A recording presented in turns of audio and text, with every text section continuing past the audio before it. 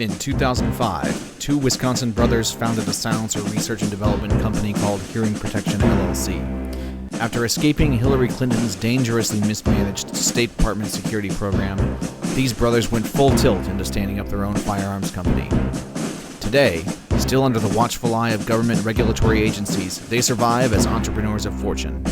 If you have a problem, if you have shitty kit, and you're in desperate need of an upgrade, maybe you can buy Griffin Armament.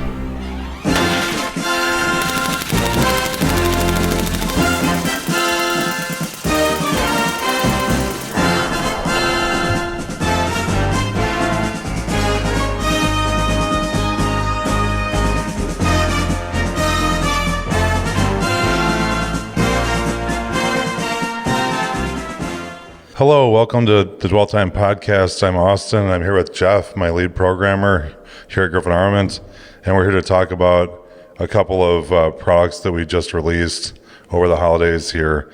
Those are two-stage adjustable trigger and our 9mm Mark II carbines. And basically, I guess I'll start with the triggers. The trigger products, I kind of have a little bit of history in triggers. I designed a two-stage during the joint venture with ADM 2013, and I designed a single stage in 2015 that we were going to make. We kind of got busy, and partially complete product, we kind of abandoned the product due to just being busy and it being kind of high-hanging fruit.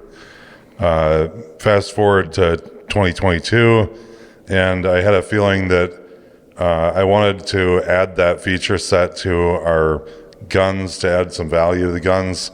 Not that they're not high-value guns, they're already pretty high-value guns, but we always like to be as competitive as we possibly can, and we could see things on the market like, I believe SIG has an ambi gun, the Tread series, AR-15, which is sold, I think, at market price around $1,400. And so their gun, obviously a lower cost option. I don't think it's as cool as a Griffin Mark II, obviously. And so there's always that dichotomy. You've got suppliers in the market that make really cool items, the LMTs, Knights Armaments of the world. And the products are generally prohibitively expensive, just a little bit, and we fall in a place where I think our guns are currently a little bit more affordable than LWRC's DI guns, and LWRC makes some nice DI guns, and essentially the match triggers were always one of the things people would say, is there a match trigger in here? It's like, well, geez, there's a built-in QD sling point on the receiver latch plate. There's a polymer handguard set. You're getting a proprietary grip and stock, and we formally included the sights with the guns and dimpled takedown pins, and there's just a lot of neat technologies in the Griffin Mark I rifles even. But the answer was always no. We have like this mil-spec plus nickel boron hammered mil-spec single stage. It's still a nice trigger, but it doesn't offer the range of adjustment that this one does. At that point, you're just dealing with a slightly smoother, like a 6.5 pound trigger. That is, it's a shootable trigger. It's a trigger a little bit better than what would be in a government M16. But obviously, the trigger was a vacancy, so we wanted to develop that trigger product, and so we began that in 2022. And the place in the market we were trying to hit was really excessively high amount of value in a product at an affordable price point. And I wanted the triggers to be, that this actually became an objective of the trigger program was in an odd way, sort of like an objective price, doing the project backwards and kind of like ignoring whatever cost increases occur in the process, because we really want to make a trigger that gets itself out there and that people use and enjoy. It was a long road. Solves problems for people. It was a long road, and like you said, we ignored some of the added processes of developing the trigger to our satisfaction, price-wise. Yeah, because I mean, if you in that space, I guess I just really feel like if we, even move the price $10 or $15, we lose a lot of the ability to be recognized as providing a quality product that really helps people out. And essentially, the adjustable, the product we designed was a two-stage Kreiger Milazzo style trigger that utilizes an 8620 material for the trigger that has a 62 Rockwell C case hardening, so a mil-spec material and heat treat for the trigger, and we have a 440C disconnector and a 440C hammer. That's a stainless tool steel, and those approximate Rockwell C53. They're through hardened, and the hammer itself has a nickel teflon finish, so a lubricity adding finish to improve the feel of the trigger. And the triggers right now are breaking at 4.5 pounds with the trigger that has the parallel to the shoe legs, and we include a second trigger spring for people that want a heavier trigger. So this one will go to 5.5, and we're trying to develop another disconnector spring at the present time to shift those values down to about 3.5, 4.5. So we have two choices that are a little bit more relevant to what people might want, or at least what we feel they might want. Right. And that one, of course, is a whole subjective concept. So we may have two SKUs, a 3.5, 4.5, and a 4.5, 5.5, if that's what we see the market wants. But essentially, the adjustable feature set allows adjustment of over travel and adjustment of disconnector engagement. And the two-stage trigger, that second stage weight is attained by the hammer's hook back here touching during the trigger travel the disconnector. And so you're drifting off the primary sear of the trigger at, like, say 1.5 pounds or 2.5 pounds, and then when the hammer touches that disconnector, you get that additional weight right before the moment of break. And essentially that tells the shooter, hey, I've prepped the trigger, I've taken out the slack, and my trigger's about to fire. And essentially kind of that messaging in your mind helps you accurately engage targets with speed. And basically the adjustment is a nice feature set that isn't found typically until triggers are $275 to $350 on the market. So, on one hand, we've got a trigger that some people will naysay because there is an adjustment capability. And on the other hand, it's an adjustment capability you can't get until you spend $175 to $250 more dollars on the product. Yep. So, complexities of this were the development of the process to make the parts in 440C stainless took a long time because that was a challenging material to work with. And basically we had some slight geometry challenges. The tools that make the parts don't always have the perfectly predictive model. And so we had to, add CNC to establish some surfaces and prep some surfaces with grinding operations. And essentially the trigger feel improves with those two modifications, but the cost rises as well. So, yep. It's got a nice clean feel to it and a clean break. Yeah, and Jeff, I think it turned out nicely. Jeff and I were involved at the tail end of the project, making a new disconnector geometry due to some motion of the parts in the process. And at that point, it was just easier to accommodate that with a slight change in geometry of the disconnector than it was to go back to the beginning and make tools all over again for the other parts. Right. And these come with dimpled fire control pins, so you can use a 3/32 flat punch to punch the pins in and out without risking scratching the lower receiver. And I guess that's about all there is to say about that, except for this product, the trigger was a necessary, component of launching the Mark II 9mm rifle. And I guess the only last thing I guess there is to say is this also has a lightened hammer. So there's a couple things that are going on here. There's a power to weight ratio, essentially like with a car, when you're driving a rifle and shooting the trigger. And there's a rifle weight to the trigger weight, and the lower the trigger weight is to the relationship of rifle weight, the more shootable the rifle becomes.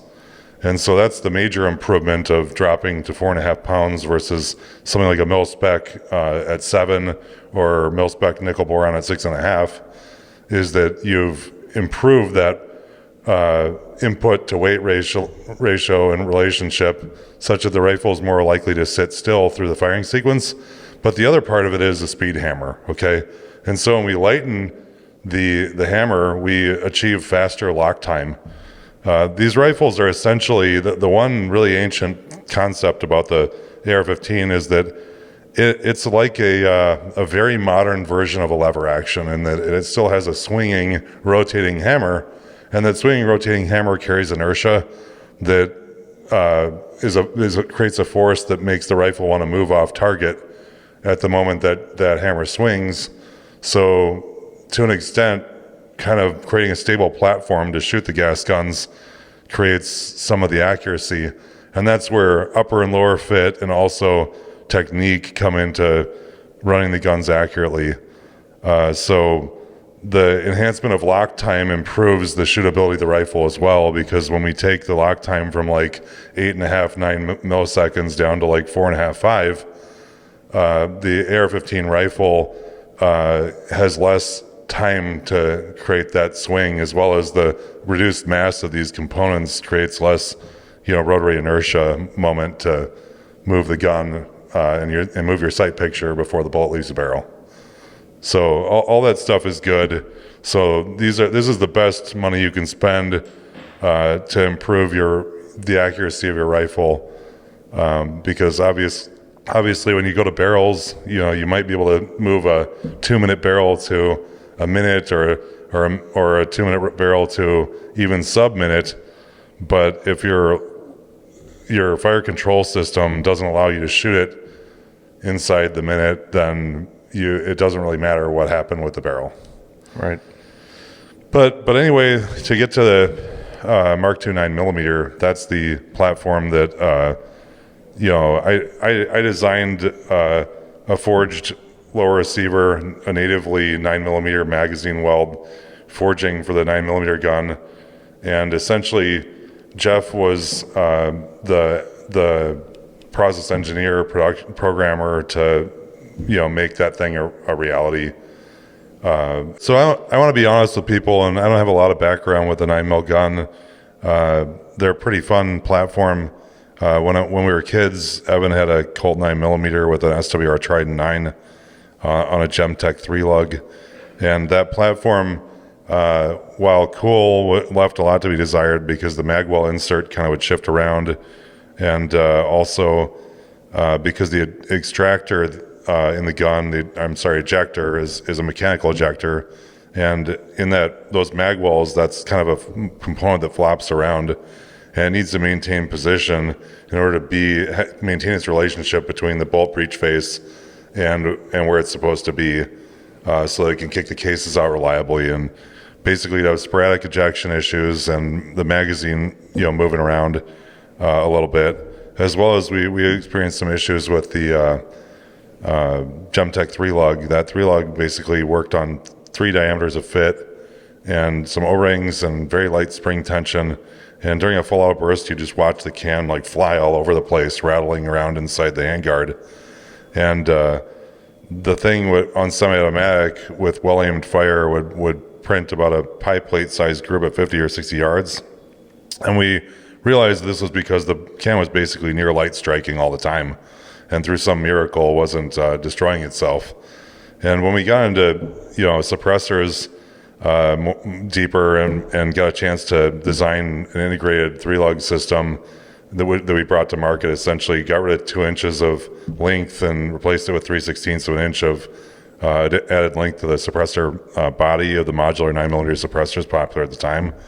And essentially that replaced the spring with a heavy 17/7 spring, high temperature resistant for 9mm, and also ground and closed on the ends. And so it pressed straight, got its mating relationship from the square perpendicular face to the rear of the lugs and their recesses in the can.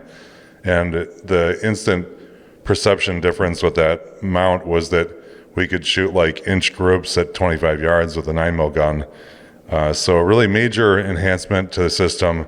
And basically that system, we didn't patent that thing, the enhancement, and now you'll see that type of system at companies like Silencer Co. and Rugged and Dead Air. They all have basically integrated 3 lugs based on our design enhancement package there. But basically, the 9mm gun looked like a good thing to do, so we, a natively 9mm magazine well, and we designed this thing, and Jeff was involved in manufacturing it. And if you have anything to say there about that. Yeah, this is akin to our normal Mark II 5.56 223 lower. It's forged, and we just put a lot of time and effort into the detail of this thing. I think it turned out really nice. The integrated mag well on it and our custom proprietary design for the ejector and the feed ramp both fit flawlessly in the gun. And it really enhanced the reliability of the platform, I'd say. Yeah, I mean, the Mark II 9 is about the prettiest 9mm AR-15 that has existed to the present time.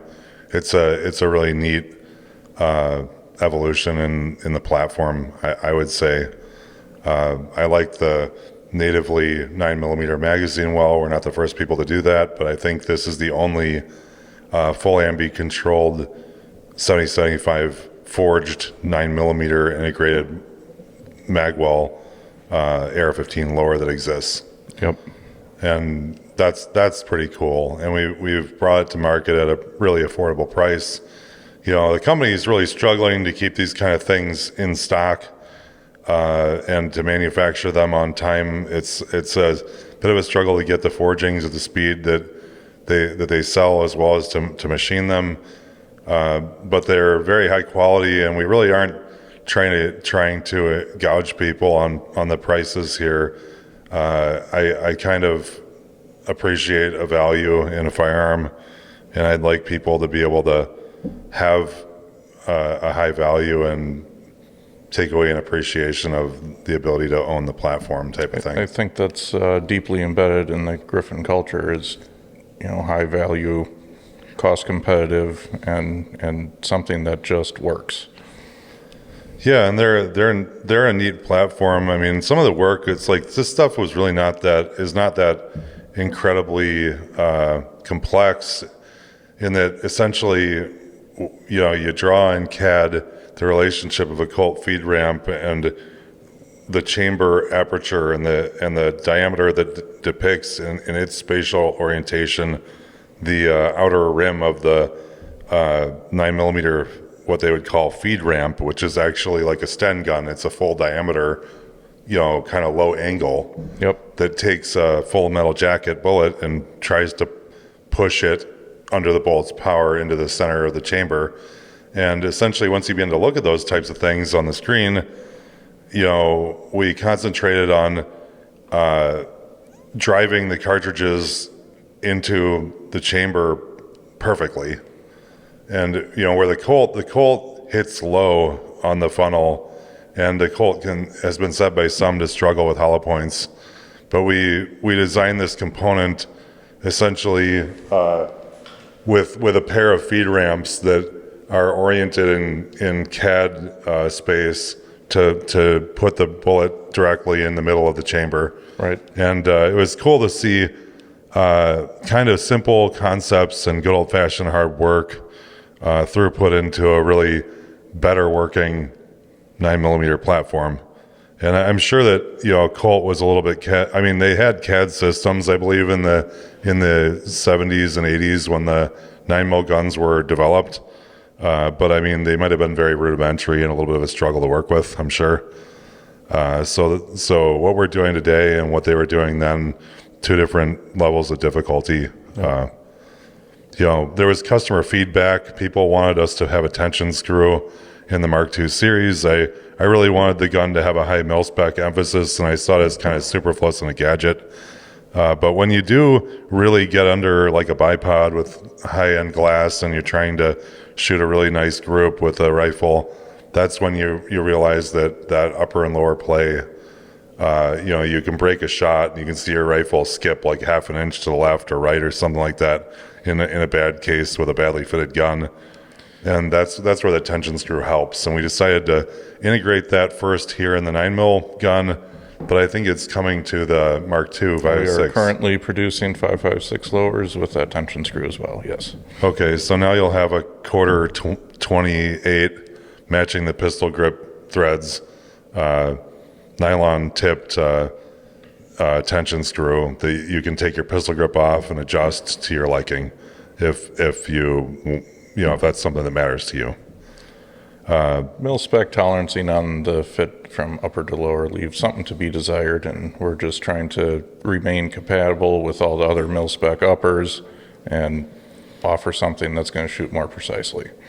Yeah, to be fair to Colt too, the 9mm gun I believe was made at a time when they had a lot of surplus AR-15 lowers on the shelf, and there was a company emphasis to push the fish type of thing, and they made that magwell insert with an intention of moving some of that inventory that was overrun maybe for the military or for foreign militaries or whatever. Mm-hmm. And essentially that's one of the reasons why it's not as nice as something with a natively machined 9mm lower, and also a form factor of giving you more room to put your hands in relation to the gun and better supporting small frame people and stuff like that. I think this Mark II 9mm lower really has some classic lines to it. It looks nice with the magazine in it. Yeah, that's one of the things when we put the guns together, we really liked how it looked better with the SR rails than with the low pro rails. So that's the direction we took with that stuff. There is going to be a coming model that'll be 9.5-inch barreled and support muzzle devices out in front of the rail. Right. Jeff's working on, I think, a special rail for that. A new length, yep. Yeah. The feed ramp also in Colt could move around, and essentially I took something from the CNC machine tool industry, which it's people call a whistle notch when they cut an angular feature on a drill body, and they bring down a screw on top of it in a holder or bushing and holder interface, and it pulls the drill back into the pocket. And essentially we put whistle notch type geometry where the 3 set screws interact with the feed ramp, so it's anchored both to the rear and pulled down into the socket, and so it's got a couple points of contact, and it's essentially totally rigid interface. It might as well be one with the lower. Yeah, and a nice outcome on that. So it has the traditional Mark II controls that people would like and want, but also there's a problem to confront here where we have to get the magazine bolt catch nub to get to reach the bolt catch. And so in Colt, that was a specific bolt catch.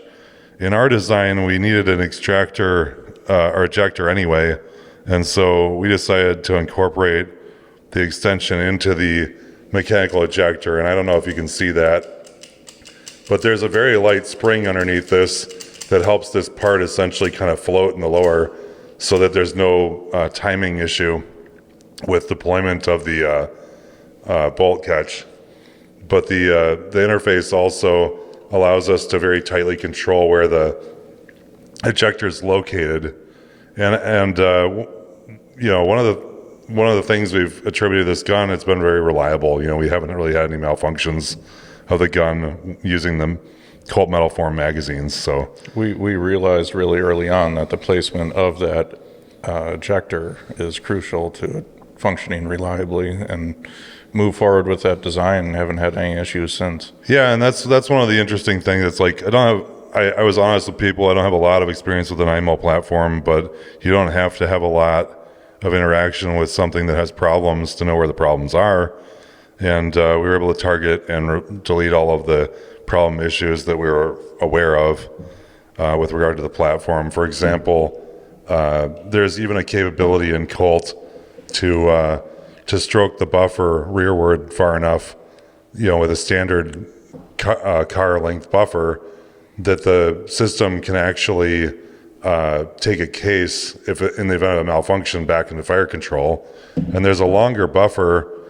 Colt, I think their solution was slug a piece of nylon in the back of the stock to limit travel when they encountered this problem.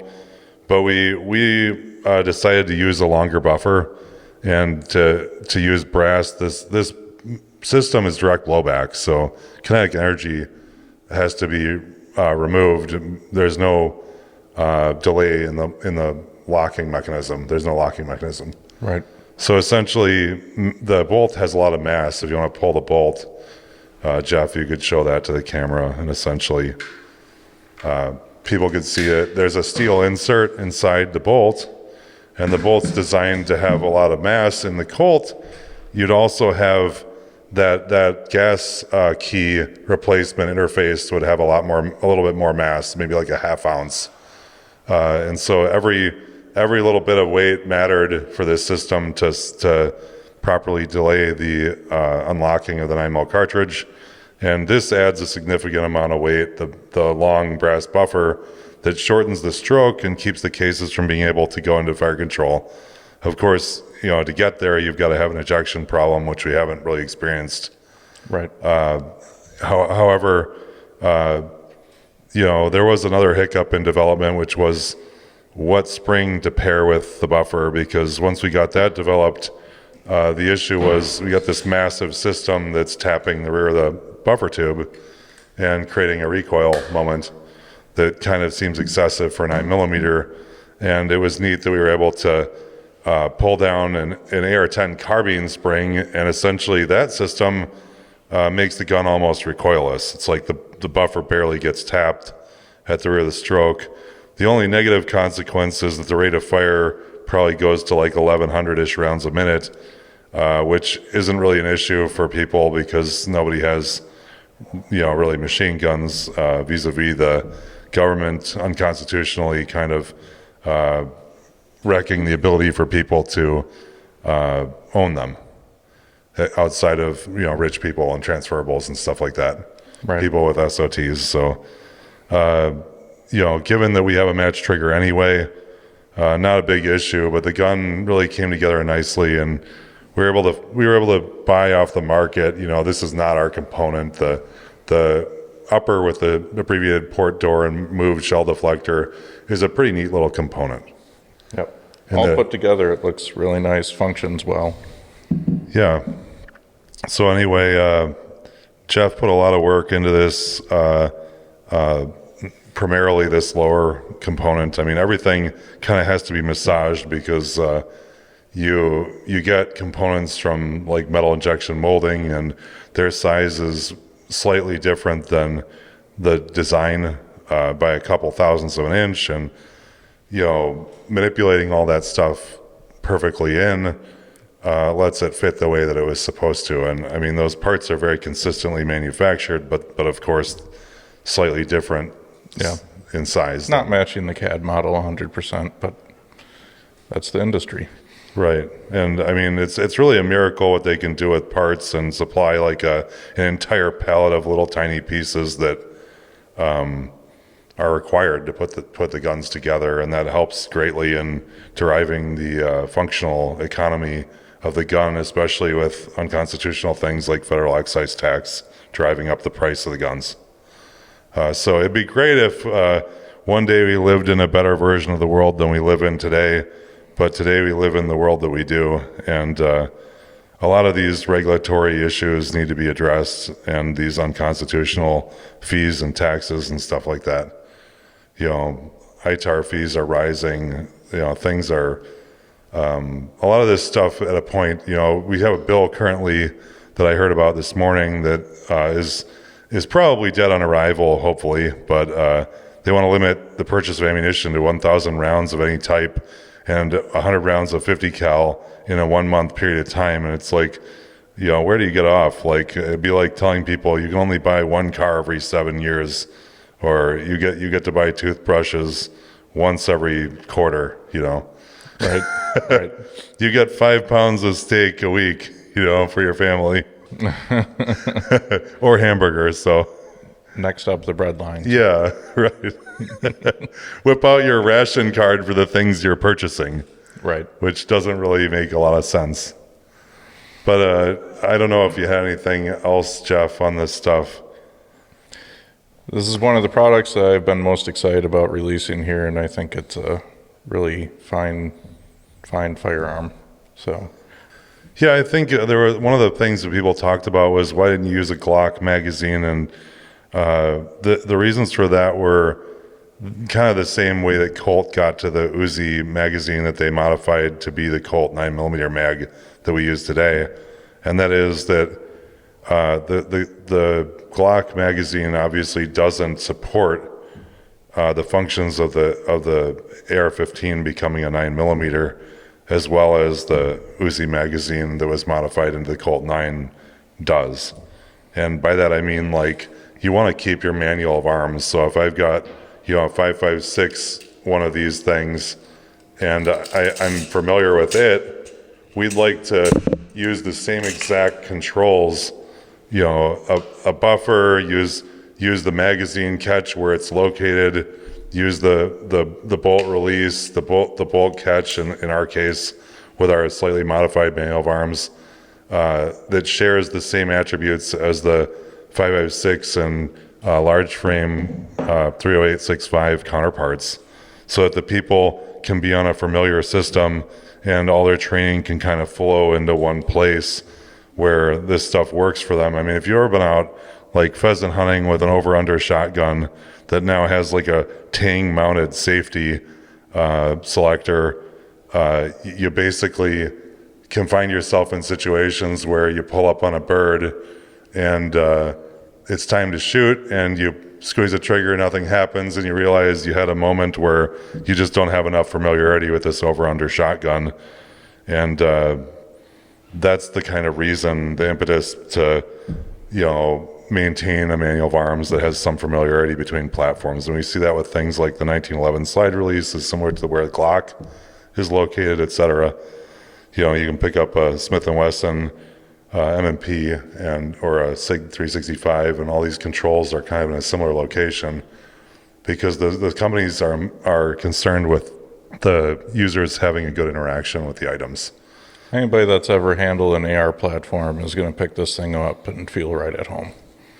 And that matters. And also there's a classic look that the straight stick mag gives the gun, and there's a form and function type of thing going on where beauty matters too. Thank you guys for being with us for the podcast, but I hope we've been able to cover some of your stuff. The 9mm guns are really great, and I hope you get a chance to take a look at them, as well as the adjustable 2-stage triggers. Thanks.